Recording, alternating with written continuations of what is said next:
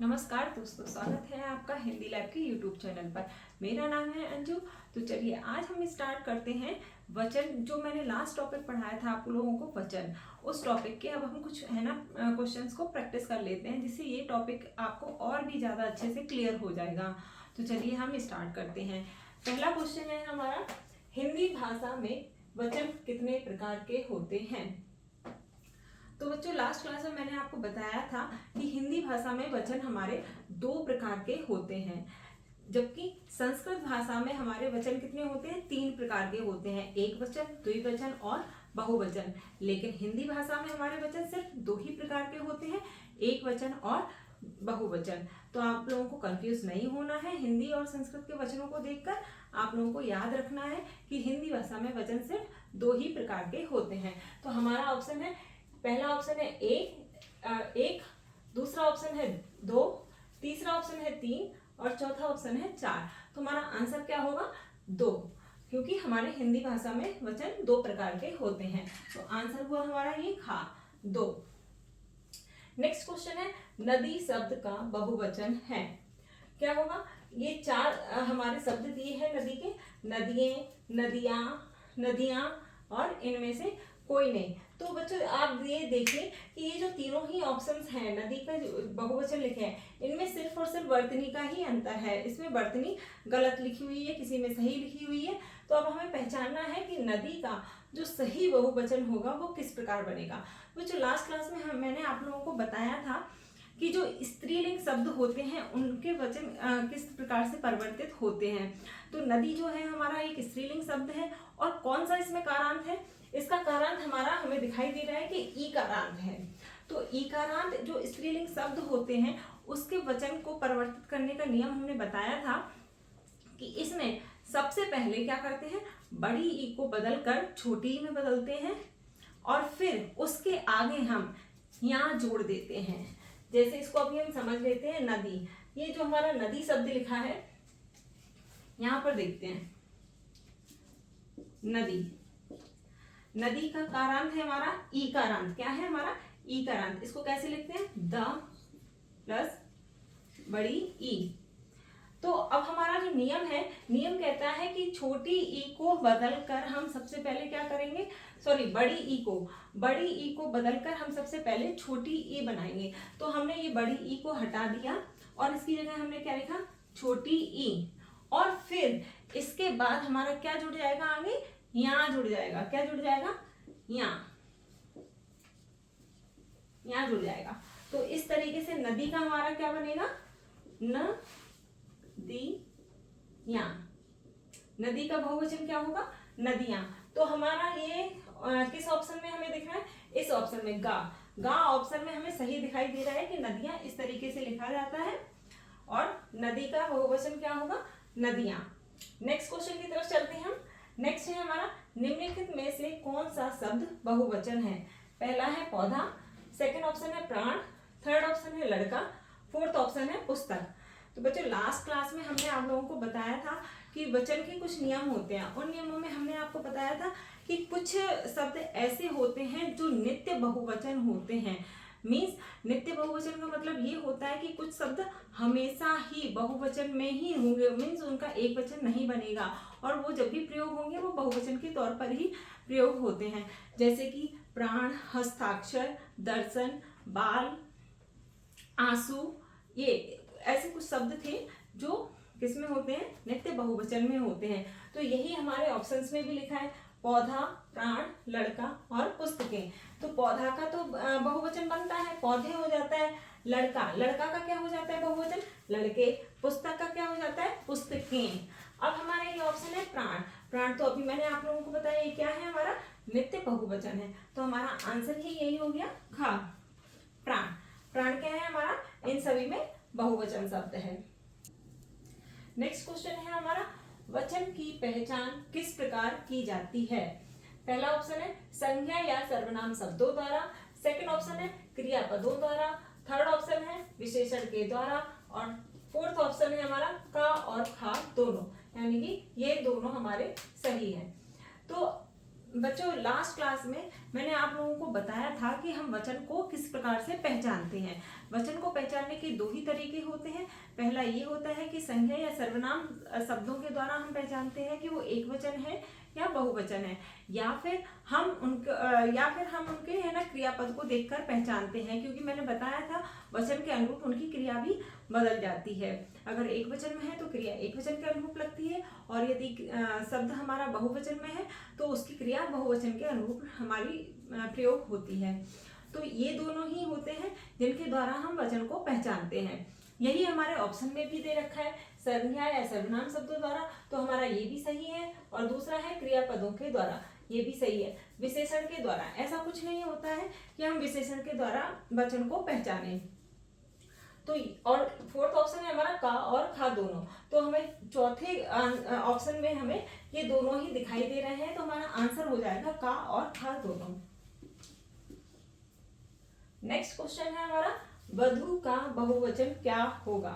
वधु, अब आप लोगों को दिखाई दे रहा है कि वधु जो शब्द है, वधु क्या है, एक स्त्रीलिंग शब्द है, और इसका कारांत क्या है, ऊकारांत है। क्या है कारांत, ऊकारांत है। लास्ट क्लास में मैंने आप लोगों को बहुत ही अच्छे से ये सारे कारांत बताए थे कि कारांत क्या होते हैं। अब ये हमारा वधु है, तो वधु को हम इस तरीके से लिखेंगे, ध प्लस उ।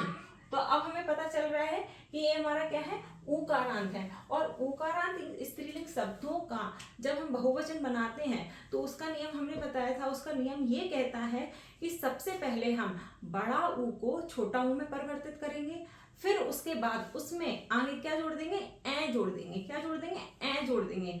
तो क्या हो जाएगा, वधुएं। तो क्या हो जाएगा, बड़ा ऊ है, बड़ा ऊ को हमने सबसे पहले चेंज करके क्या बनाया, छोटा ऊ बना दिया, फिर उसके आगे हमने ए जोड़ दिया, ए जोड़ दिया, तो हमारा शब्द क्या बन जाएगा, बध उ ए, बधुएं। क्या बन जाएगा, बधुएं। तो इसका बहुवचन हो गया वधुएं। अब जब हम है ना ये सारे ऑप्शंस देखेंगे तो इनमें वर्तनी का अंतर है। ये इसमें बड़ी ऊ की मात्रा है, जबकि बड़ी ऊ की मात्रा नहीं आएगी, और हमें ये वधुएं इसमें सही दिखाई दे रहा है कि ये इसके जैसा ही लिखा है। तो हमारा आंसर हो जाएगा खा, वधुएं। वधुओं नहीं होता है, ना ही वधुएं होता है। सही आंसर क्या है, वधुएं। नेक्स्ट क्वेश्चन है हमारा, शाखा शब्द का बहुवचन है। शाखों, शाखाएं, शाखाओं, इनमें से कोई नहीं। तो बच्चों ये शाखा जो शब्द है वो आपको दिखाई दे रहा होगा कि ये आकारांत है और स्त्रीलिंग है। क्या है, ये आकारांत शब्द है और स्त्रीलिंग है। तो स्त्रीलिंग आकारांत शब्दों का है ना जब बहुवचन बनाते हैं तो आपको ये नियम में मैंने बताया था कि इसमें कुछ भी हम परिवर्तित नहीं करते हैं। क्या करते, जो शब्द हमारा जैसा है वैसा ही रहेगा, बस उसके आगे हम ए और जोड़ देते हैं। क्या कर देते हैं, ए जोड़ देते हैं। तो शाखा में हम ए को जोड़ेंगे तो क्या बनेगा हमारा, शाखाएं। क्या बनेगा, शाखाएं। और यही हमारा आंसर है, शाखाएं। जबकि शाखों ऐसा मैंने कोई नियम नहीं बताया, शाखाओं ये भी कोई नियम नहीं बताया। नियम के अनुसार हमारा यही आंसर बन रहा है, शाखाएं। नेक्स्ट क्वेश्चन है, निम्नलिखित में से नित्य एक वचन है। पहला है प्राण, दूसरा है दाम, तीसरा है बाल, और चौथा ऑप्शन है पानी। तो बच्चों मैंने आप लोगों को बताया हुआ है कि कुछ शब्द ऐसे होते हैं जो नित्य एक वचन होते हैं, और कुछ शब्द होते हैं जो नित्य बहुवचन होते हैं। तो जो भी है प्राण, दाम और बाल, ये तीनों ही शब्द हमारे क्या है, नित्य बहुवचन है। ये नित्य बहुवचन में आते हैं। और जबकि पानी है वो हमारा क्या है, नित्य एक वचन है। तो हमारा आंसर है पानी, नित्य एक वचन। कुछ और भी ऐसे ही शब्द होते हैं जैसे कि पुलिस, जनता, भीड़, बारिश, दया, आंसू नहीं, प्रेम, ये सारे शब्द क्या है, पानी, ये सारे शब्द क्या है हमारे, नित्य एक वचन है। आंसू बहुवचन में आता है, आंसू एक वचन में नहीं आता है। नेक्स्ट है हमारा, डिबिया शब्द का बहुवचन बनाइए। डिबियों, डिबियों, डिबियों और डिबियों, डिबिया और डिबिये। तो डिबिया शब्द का बहुवचन। अब आपको दिखाई दे रहा है कि हमें हमारा जो डिबिया शब्द है इसमें अंत में क्या आ रहा है, या आ रहा है। और इसका मैंने आप लोगों को एक नियम बताया था कि जिन शब्दों के अंत में या आता है, क्या आता है बच्चों, या आता है, तो उसमें हमें कुछ नहीं करना होता है। जब हम उसका बहुवचन बनाते हैं तो सिर्फ और सिर्फ या के ऊपर हम एक चंद्र बिंदु लगा देते हैं। क्या कर देते हैं, चंद्र बिंदु लगा देते हैं। तो हमारे सारे ऑप्शंस में आप देखेंगे कि इस ऑप्शन में, थर्ड ऑप्शन में दिखाई दे रहा है जिसमें हमारे या के ऊपर चंद्र बिंदु लगी हुई है, तो हमारा आंसर होगा ये गा, डिबिया। क्या होगा आंसर, डिबिया। डिबिया का बहुवचन क्या होगा, डिबिया। नेक्स्ट क्वेश्चन है हमारा, साड़ी शब्द का बहुवचन है।